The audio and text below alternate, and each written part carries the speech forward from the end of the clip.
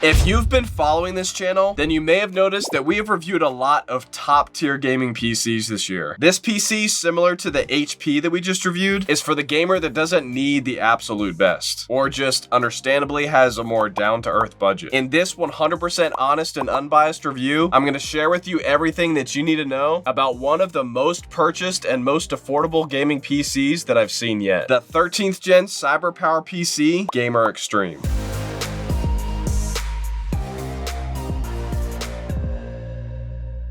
This configuration that we have here for you includes an Intel i5-13400F CPU, 4060 GPU, and 16 gigabytes of DDR5 RAM. I'm going to quickly take you through the unboxing and what's included, gaming and creator benchmarks, design and build quality, the internals, thermals, fan noise, overall ease of use, pricing breakdowns and comparing its price to performance ratio against the competition, as well as my overall top pros and cons. If you decide against this PC after anything that I say in this video, just keep watching, because I'm also going to be sharing with you some alternative PCs that I recommend for every budget. Links down below for all the computers that I mentioned. I guarantee that by the end of this video, you will know if this PC is right for you or not. But if you still have any questions after watching this entire video, just shoot me a comment, and if you're publicly subscribed, I guarantee a personal response. All right, now let's rewind back into the past real quick and check out the unboxing.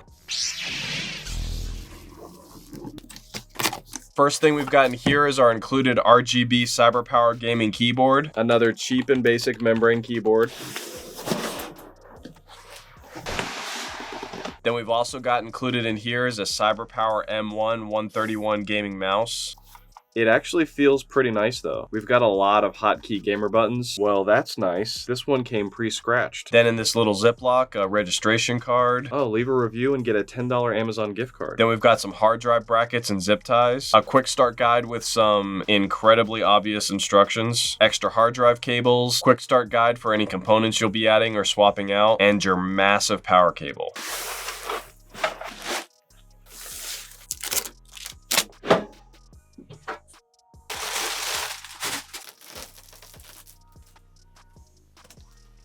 As far as the design goes, I think they did a pretty good job for a PC that only costs just a little over $1,000. Most of the gaming PCs that I review are in the $3,000 to $4,000 range. Love the way these three front fans look through this parquet pattern on the grill. The chrome CyberPower emblem on the front complements it pretty nicely as well. A mostly metal chassis with a decent amount of RGB throughout. Definitely looks pretty dark and empty right here though. Many pre-built PCs in this price range are usually kind of small, like that HP that we just reviewed. This one was built with room to grow though. Weighing only about 19 pounds, measuring 8¼ inches wide by about 19 inches deep by 19 inches tall. Moving on to the internals. To pop off the side panel, you first need to remove these two side screws and then just slide and pop it off. The CPU cooler included in this build is a Cooler Master heatsink fan combo. These front three fans are intake fans which provide fresh, cool air from outside the case, and this lonely fan right here is our only exhaust fan. No fans whatsoever on the top, but there is plenty of room for more if you plan to upgrade your components to something more powerful in the future. Naturally, a good deal of heat will still flow out the top vents as well. To the right of our CPU is our 16 gigabyte stick of Vulkan T-Force DDR5 RAM at 6000 megahertz. I would have rather had two 8 gigabyte sticks though versus one 16 gigabyte stick because dual channel is always faster. Then just beneath our CPU, we've got 2 terabytes of MSI Spatium M450 SSD storage. The main drive that our operating system and all of our games are installed on. We got speeds of about 3600 megabytes per second read and about 2800 megabytes per second write. That's about half the speeds that I'm used to in the higher tier gaming PCs. If this is understandably underwhelming for you, then you're gonna love our sponsor for this video, Nextridge. If you're in the US, you can get their SSDs from Newegg. They're currently not as well known as some of the bigger brands, but the quality, speeds, and reliability are top tier. They're pretty inexpensive too. This 2 terabyte SSD with a heatsink is only $100, with speeds over 7,300 megabytes per second. And if you want to go absolutely crazy and have a drive that's literally faster than everyone, then you can get this monstrosity. That is a legit looking heatsink. This one with speeds up to 10,000 megabytes per second. That's insane. I'll have links down below for these as well. And then just below that, the most expensive and most important part of this PC, our Zotac Gaming GeForce RTX 4060 GPU. Pretty light and basic. These have never really been my favorite looking GPUs and I wouldn't exactly call them high-end, but they get the job done. Obviously, quite a bit smaller than some of the other more powerful GPUs that I'm used to. For those of you wanting to upgrade in the future, you can see that a 4080 or even a 4090 will fit in there no problem. This is an MSI Pro B760 VC Wi-Fi motherboard, and on it you can see that we've got 3 available PCIe lanes underneath our GPU. That's pretty impressive considering 3 is more than many of the top tier PCs that I've reviewed. So plenty of room for expansion card upgrades. Unlike most of the others though, we don't have that many extra SSD slots. Only one extra one on this motherboard aside from our main drive. Then swinging around to the back and removing the back panel, probably one of the messiest cable management setups that I've seen yet. Behind this jumbled spaghetti ball, we've got a bracket that can house 2 additional 3.5-inch mechanical hard drives if you want. Then detaching and flipping around the PSU right here, you can see that they put us with an Apevia ATX PR 600 watt 80 plus gold power supply. This one is not modular, so a little bit more of a headache if you plan to upgrade your power supply in the future. For the ports on the front, we've got 2 USB 3.0 ports, your power button, headphone and microphone jacks, and a reset button. On the back, we've got a PS2 port for older keyboards and mice, and 6 USB-A ports, a 2.5G Ethernet port, and a super fast USB-C port. Then we've got your connectors for your Wi-Fi antennas, and 6 audio ports. And then just a little further on the back of our 4060 GPU, 1 HDMI port right there in the middle, surrounded by 3 display ports. For the software, the main app that you'll be using is something called the MSI Center. Under hardware monitoring, you'll find a bunch of stats showing the usage percentages, current speeds, and temperatures of your CPU and RAM. Then under features, the only thing that you'll probably want to fine-tune according to your situation is this user scenario section. Here you can set your fan profiles depending on whether you're looking for something quieter or would rather have louder fans with cooler temps and a better performing PC. Mystic Light has an impressive amount of LED animation presets that you can choose from. Then we've got some helpful system info all in one place, and a support section in case you're having some trouble with your PC. And just like many other MSI motherboards, within their BIOS, we've got a ton of different things that we can fine-tune and customize even further if you're one of the more advanced users that likes to squeeze just a little bit more out of your PC. When it came to the fan noise, these are my results after testing each of the main fan profiles. In quiet and idle mode, it was about 42.7 decibels.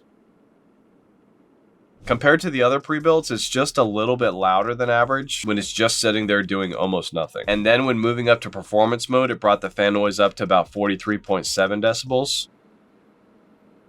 Which, as you can see, is also on the higher end compared to the rest. It's a fairly smooth and consistently low-pitch ambient sound, though, that I don't think will bother most people. For the thermals, in our thermal imaging time-lapse from the moment the computer is turned on to when it was fully engaged in gaming, you can see, as usual, there is quite a bit of heat that's built up right there against the glass right next to our GPU. Same thing right above our CPU. And removing the side panel and brackets shows us in detail a little bit more of what's going on here. Definitely a lot of heat coming from the CPU and GPU, and I do wish there were more fans at the top of the case to help it along with getting rid of that heat. The majority of our testing was spent in actual gameplay though. These were our average CPU and GPU temperatures across all of our games on a master chart. Because this is one of the least powerful CPUs out there, it also generated much less heat than what I'm used to. But at the same time, it was also the hottest i5 that I've ever tested. I did expect this though because CyberPowerPCs do tend to get a little hot. And this is how it fared on an individual game level rather than averaging temperatures from all games. And then organizing that master chart by the GPU, you can see that this 4060 is one of the hottest GPUs. Hotter than almost every other more powerful 40 series GPU that we've tested so far this year. Performance and gaming benchmarks. And up next, the most important part of this review, the price to performance ratios. For Cinebench R23, which simulates its 3D rendering power, we got a multi-core score of 12,998 and a single core score of 1,737. Unfortunately,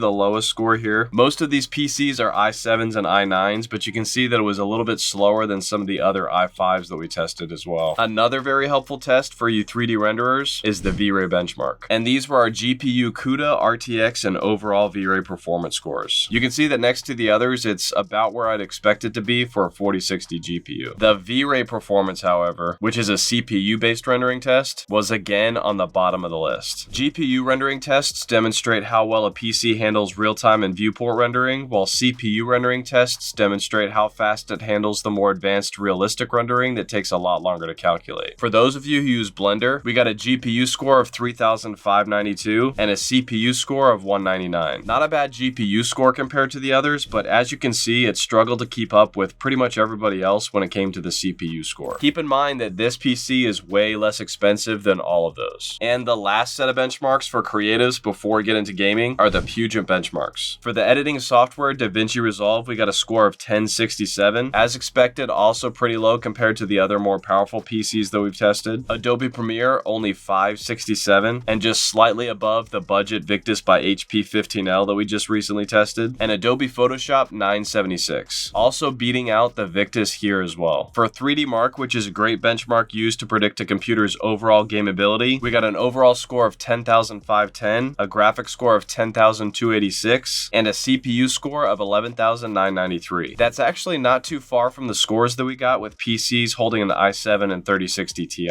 So even though it's near the bottom of the list here, I'm pretty happy with that score. Actual gaming benchmarks are probably what you guys care the most about though. And these are a few of those clips from some of that gameplay. These were our average FPS results we got for several games at their highest presets at 1080p resolution, and how it compares to a few of the other recent PCs that we've tested. To be fair to all the other gaming PCs that we've tested, I had to test this computer at the highest gaming presets. And this was actually pretty impressive. Way more FPS than that similar spec Victus that we just reviewed, and all of them over 60 FPS at the highest graphic presets. And zooming out to look at the average FPS from all games and comparing this preset to all the rest, you can see that it's got an average of 149 FPS. Even at 1440p, it averaged at around 105 frames per second. You're going to want to definitely tone down those graphic settings if you ever plan to do 4K gaming though, because you can see here that the average gaming FPS at that resolution did not hit at least 60 FPS. Okay, so that's how everything ranks when comparing raw performance, but let's check out what changes when we factor in the pricing. Right now, at the time of this recording, this exact version of the CyberPower Gamer Xtreme with an i5 and 4060 is going to cost you around $1,100. If that's too much, then I suggest you check out my Victus by HP 15L review. You can configure that one to as low as $800. Keep in mind, if you're coming from a console like the PS5 or Xbox Series X and you want your graphics to at least match that, then you're going to want a computer with at least a 3060 GPU. For around $1,500, I would go with this new CyberPowerPC Gamer Supreme with a 13th gen i7 and 4060 Ti.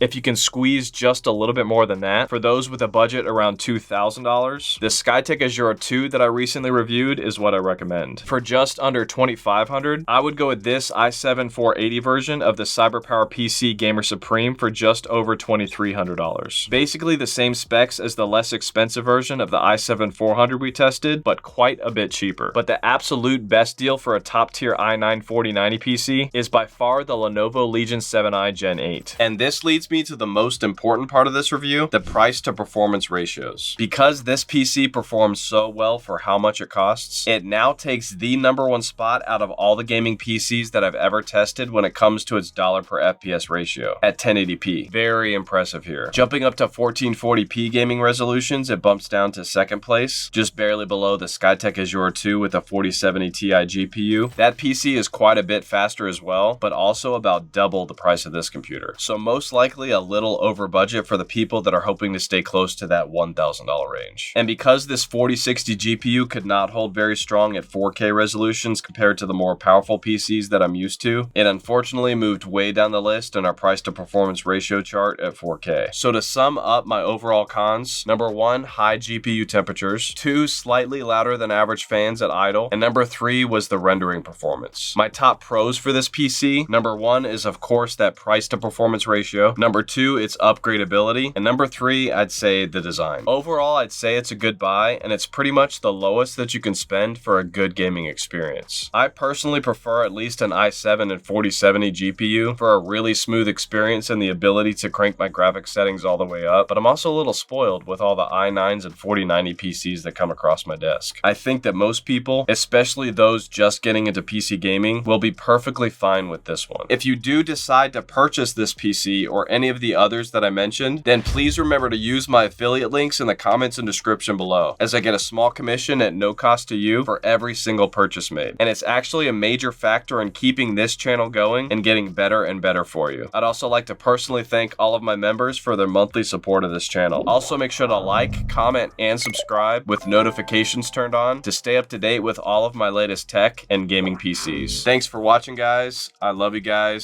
God bless.